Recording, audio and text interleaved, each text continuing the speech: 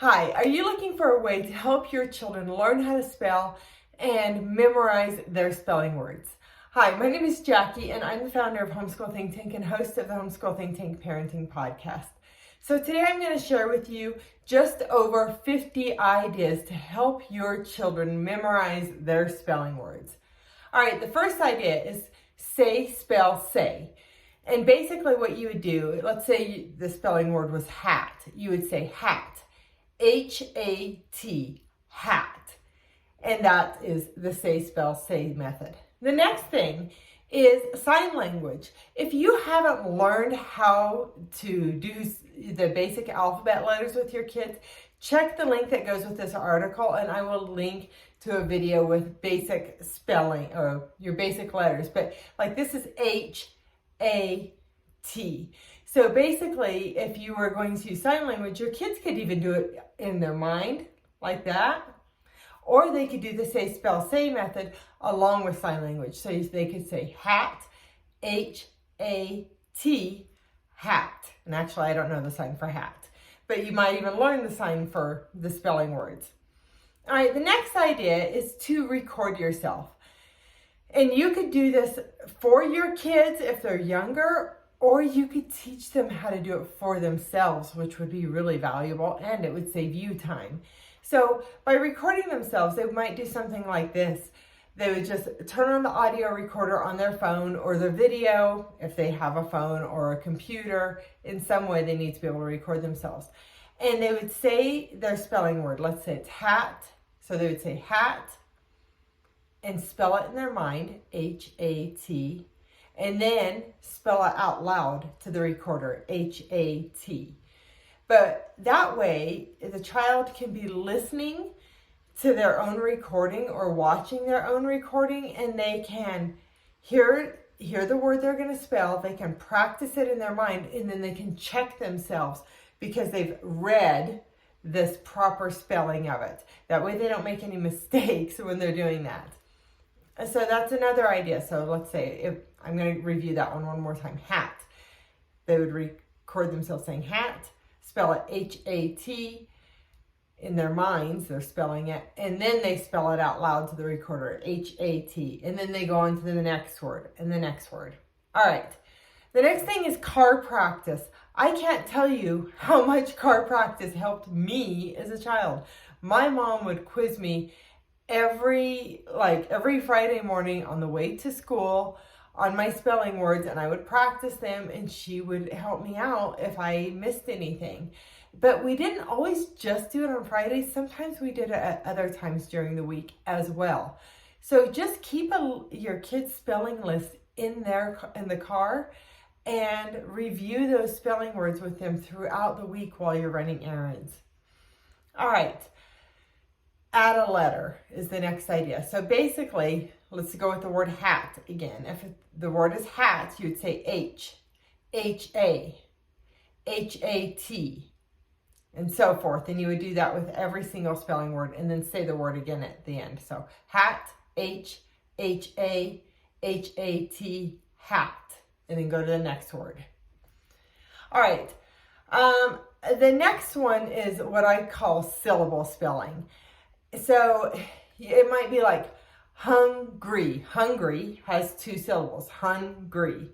So you'd go hun, H-U-N, gree, G-R-Y, hungry, H-U-N-G-R-Y.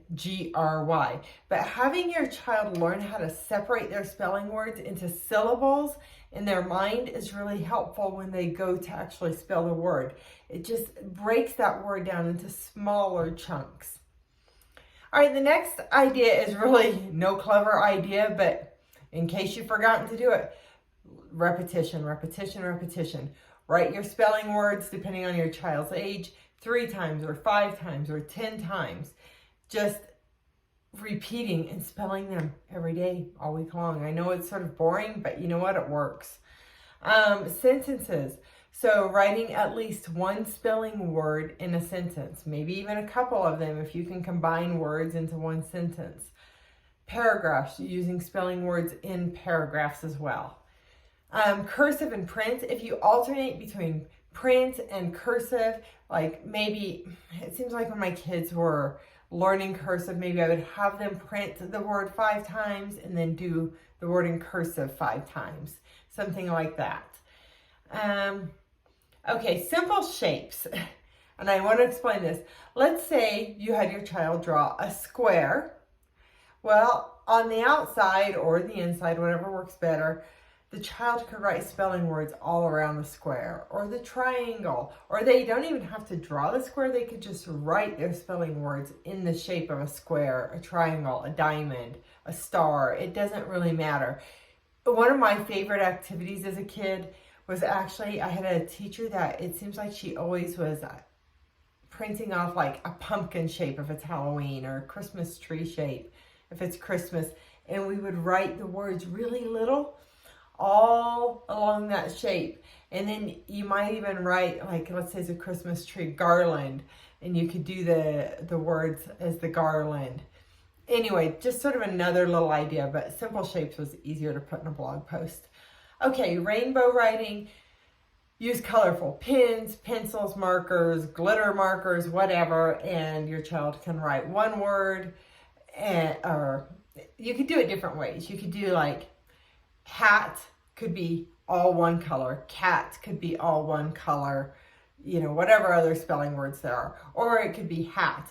The H could be purple, the A could be pink, the T could be blue. It doesn't really matter. You're just trying to make it more interesting for your kids. But what I think is the most important part, if you really want your kids to remember the words, is that they're having to hold that word in their brain, or hold the letter in their brain as they're thinking about the next one. So, you know, if they're writing hat, they've done the H in purple, and they're like, okay, A's gonna be in pink. All right.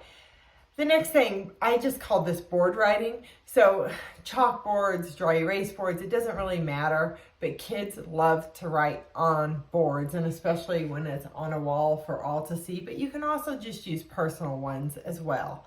And you can use all of these other techniques on the board. Magnetic drawing boards, the brand name that comes to mind is Magnadoodle. But those are so fun, and you can take them with you everywhere you go, to restaurants, to in the car, it doesn't matter. It's a great way for your kids to spend their time. You know, they can draw on them as well, but they can do their spelling words on them. Let's see, electronic writing tablets, the same thing. The next thing is like window and mirror markers. So there are markers, and I've linked to a lot of these, well, pretty much if there's a product to link to, I have linked to it in the blog post that goes with this video or podcast episode if you're listening to it as a podcast. But so I appreciate it when you use the links I provide, because you help support Homeschool Think Tank by using those links. But there are specific markers that are made that wipe off of your glass and your windows, but that is so much fun for kids to just be able to draw on the glass and windows. The next thing is to type your spelling words. Another idea is spelling blind. So wear a blindfold and try to write your spelling words blind. Refrigerator magnets, and I've actually linked to a nice large package of magnets. That way you always have enough letters and don't run out of the letters, because most of the time the magnet sets come with like just one of each letter, but if you get more of a classroom pack, you're going to have more letters to do your spelling words with. You can also get alphabet tiles and do the same thing with that. Sand writing, you can pour like some fine sand or moon sand into a tray and write the spelling words in the sand. Play-Doh spelling. So, you know, you can roll your Play-Doh into shapes and make letters and do the spelling words with that. You can also buy like cookie cutters to cut out the shapes and do spelling words like that. You can also get like dough stamps or even just regular old stamps and stamp the letters into the Play-Doh to do your spelling words. Sidewalk chalk, you can take it outside.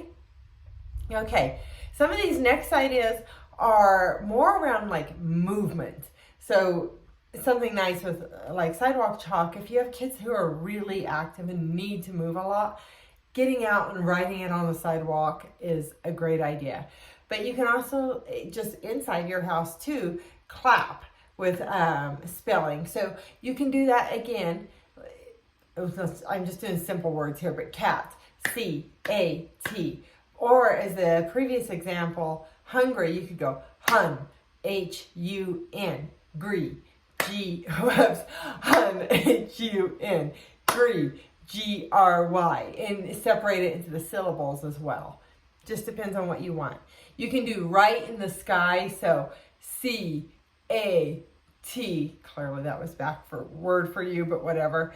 You get the gist. So writing the words in the sky, or if you have carpet that's a little deeper, you can write the words in the carpet with your finger. You know, just, it's a way to be a little more movement oriented. A ball bounce.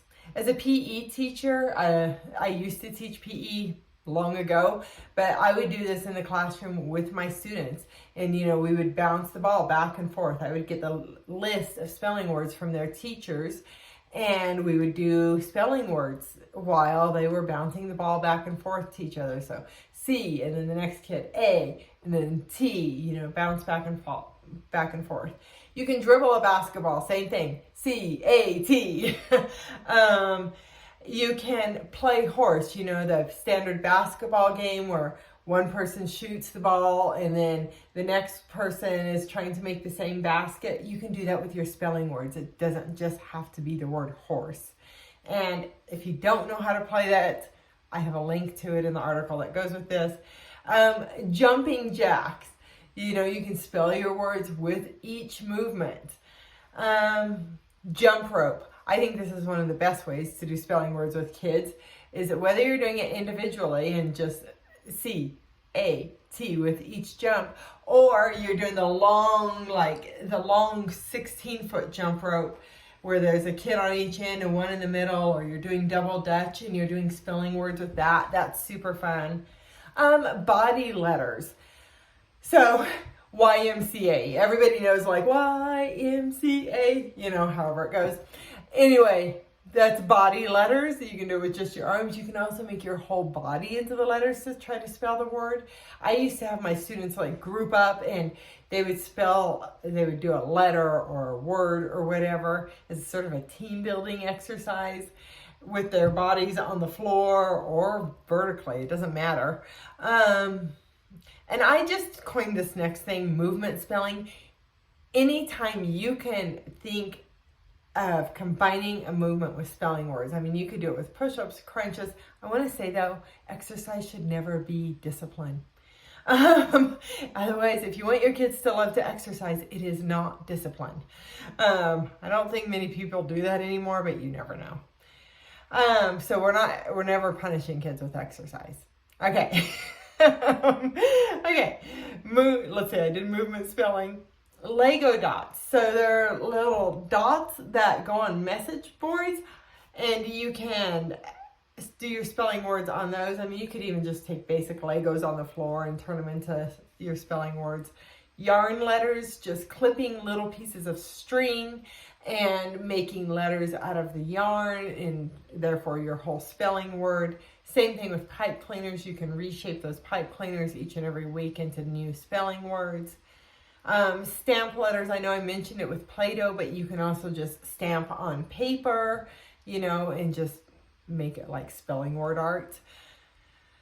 Beading with alphabet letters. I actually really like this idea because your kids are using fine motor skills as they're beading the letters, but let's say that might be on day 3 of your spelling practice, because if you do a pre-quiz, the words the kids miss, they could make beads and have bracelets, and then they're like seeing them all week long. They're more likely to remember those spelling words because they're constantly glancing down at them. You know, if it's a bracelet. Let's see, I called this like a holiday spelling puzzle. So you could print out a shape like a pumpkin or a Christmas tree or an Easter egg or a flag, and you could, let's say you had 10 spelling words in that shape. You could have 10 blocks, and your kids could write their spelling words in those blocks, and then And they don't have to be like perfectly square. Make them like puzzle pieces, right? And then the kids can cut out the pieces and then they can practice putting them all back together again, but they can have their spelling words on each of the pieces. A letter scramble. So if the word was cat again, there could be a C, A, and T, and you have the kids take like the tiles, the letter tiles, or you could have just letters on a piece of paper. It doesn't really matter, but they're going to unscramble them and turn it into the spelling word. Crossword puzzles. So you can use basic graph paper and your kids can turn their spelling words into crossword puzzles, and where there are not openings, they can just color them in black. Same thing for word finds. Kids can make their own word finds right there in graph paper. And you know, if they have friends or siblings, you can swap the word finds. You can also do online generators for those things. Finger paints. Use washable finger paints and let your kids draw their spelling words. And just basic painting as well. You can just use basic washable paints and they can use paints on a piece of paper or whatever. Stencils. Get yourself a set of reusable stencils and your kids can do spelling words out of those. And I just want to say, like, arts and crafts, just open up your arts and crafts supply bin and say, all right, kids, figure out how to make your spelling words. You will be shocked at what they will come up with on their own. Sometimes I think we over-direct our children. Well, these are all ideas. That's what they are, is ideas. And let your kids take charge of what they're creating. There's the spelling tree idea. You could have, you could draw a large tree on a sheet of paper, maybe even tape it up. You know, you could have it on the back wall over here and then make little leaves, and every week you could add to the tree all the spelling words that the kids have memorized over the year. A memory game. So you can do this in lots of different ways, but in essence, you're just going to take some index cards and you write tree on one and tree on the other, and they become like cards, and mix them up, all the spelling words in a pile, and it's like the memory game, you know, where they're looking for the other memory. But you could do this with exact matches, all capital letters, all lowercase letters, the proper capital letter in the front followed by lowercase. Cursive, you know, and you could match even your print to your cursive, especially while your children are in that transition of learning print to cursive or manuscript writing. Board game spelling. So basically, you could quiz your child on their spelling words, and every time they get a spelling word correct, they get to move forward. Either you could do it as like just one step, especially if you're playing with kids who have different difficulties in spelling words. They probably just one step forward is best. But let's say you have twins and they're both working on the exact same spelling words and the difficulty is the same. You could also do it 1 point for every letter of their spelling words. So your call how you want to go about that. Your classic Etch-a-Sketch, your kids can try to make their spelling words. Now, probably they're not going to do the whole list. It takes a long time to Etch-a-Sketch a word, but maybe they'll do the whole list. And it's actually really great fine motor skills there too. And then practice, pre-test, test. So if you have a 4-day school week, you can do practice, practice, pre-test, test. If you have a 5-day school week, practice, practice, practice, pre-test, test. Some people like to do it where if you pass all the words on the pre-test, you don't have to take the test. I sort of think do both. Another idea is to have your kids like test them on their words twice. Make sure they really have it down. So whether it's all in one test or the pre-test and the test are separate, but they know it if they got it right on the 2 separate days. I'm always adding more ideas to this list, so be sure to check the article that goes with this video or podcast episode to get more ideas, learn about more homeschooling curriculum, and just ideas for spelling. In the blog post that goes with this video, there's also games with spelling, so you can make so you can have more fun just playing basic games that help your kids with spelling. All right, that's it for this week. My name is Jackie. I am your host of the Homeschool Think Tank Parenting Podcast and video channel. Live and learn your way. Bye-bye.